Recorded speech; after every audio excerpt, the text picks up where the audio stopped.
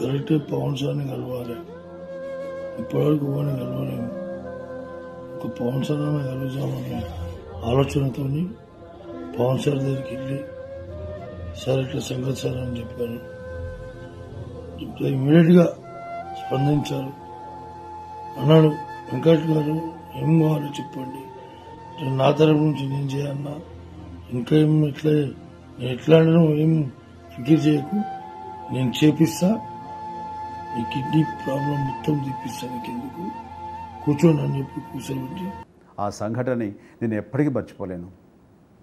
స్నేహానికి ప్రాణం ఇచ్చే వ్యక్తి ఆయన, గొప్ప నాయకుడు. ఇక మీ అందరికీ తెలుసు, రక్తం లభించక విలువైన ప్రాణాలు పోతున్న సమయంలో నేను దాదాపు 2 దశాబ్దాలకు ముందు హైదరాబాద్లో చిరంజీవి బ్లడ్ బ్యాంకును స్థాపించాను.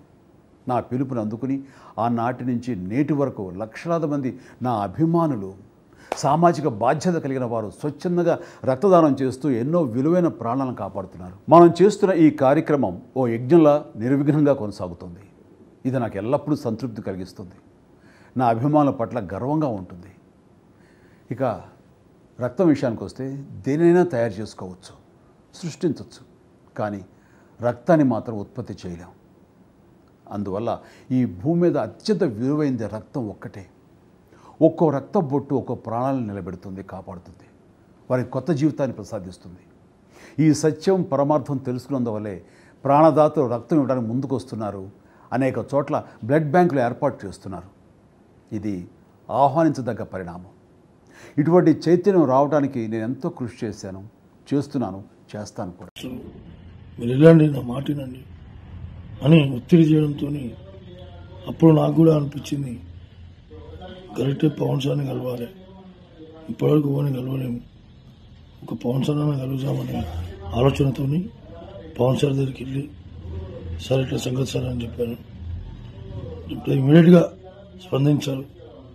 అన్నాడు, వెంకట్ గారు ఏం కావాలో చెప్పండి, నా తరపు నుంచి నేను చేయన్నా, ఇంకా ఏం ఎట్లా ఏం ఫికిర్ చేయకు, నేను చేపిస్తా, ఈ కిడ్నీ ప్రాబ్లం మొత్తం తీపిస్తా, నీకెందుకు కూర్చోండి అని చెప్పి కూర్చోబెట్టి షూటింగ్ షాట్లోకి వెళ్ళి మళ్ళీ వచ్చి మళ్ళీ మాట్లాడి మళ్ళా పోయి వచ్చిన మహానుభావుడు.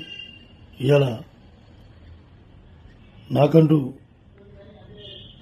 ఆర్థిక పరిస్థితి బాగాలేదంటే 2 లక్షల రూపాయలు డబ్బు నా బ్యాంకులో వేయించాడు. ఆయనకు పాదాభివందనాలు. ఆయన కుటుంబ సభ్యులు అందరూ సుఖ సంతోషాలతో ఉండాలి. ఆ భగవంతుని వేడుకుంటూ ఆ లక్ష్మీనరసింహస్వామి ఆశీస్సులు ఉండాలి, ఆంజనేయ స్వామి ఆశీస్సులు ఉండాలి. పవన్ సార్ ఇంకా బాగుండాలి మనస్ఫూర్తిగా చెప్తున్నా. థ్యాంక్ యూ సార్, మీరు చాలా హెల్ప్ చేస్తున్నారు సార్. నా జీవితకాలంలో మరవని హెల్ప్ సార్.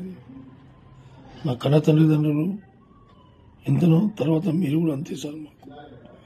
మా కుటుంబ సభ్యులందరికీ మీరు కూడా మా తల్లిదండ్రులే కదా సార్.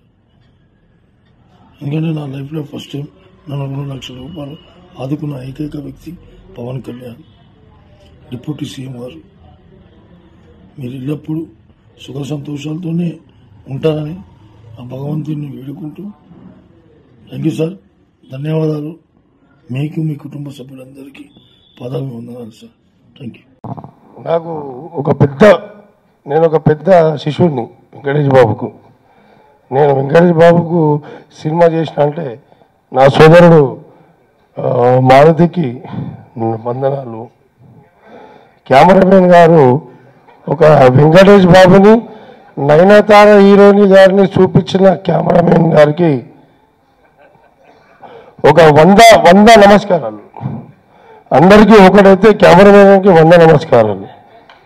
అయితే ఇక్కడ మా రామ్ లక్ష్మణ్ మాస్టర్ నాకు పెద్ద ఫ్యాన్ వెంకటేష్ బాబు. ఆయనతో ఫోటో దిగనికే లక్ష్మీ సినిమాలు అనుకున్నా, ఏం దిగలే. మళ్ళా బాబు బంగారం దిగిన ఫోటో దిగిన. ఈ ఫోటో నాకు ఇస్తే నేను పెద్ద ఫ్రేమ్ చేసుకొని ఇంట్లో పెట్టుకుంటా. ఇవ్వకపోతే నా కర్మ, ఇస్తే మీ అదృష్టం. Thank you very much. ఈ అవకాశం ఇచ్చినట్టు మా మారుతి గారికి, వెంకటేష్ బాబుకు ధన్యవాదాలు. Please subscribe. Please do subscribe. Please subscribe. Please subscribe. Please subscribe to our YouTube channel.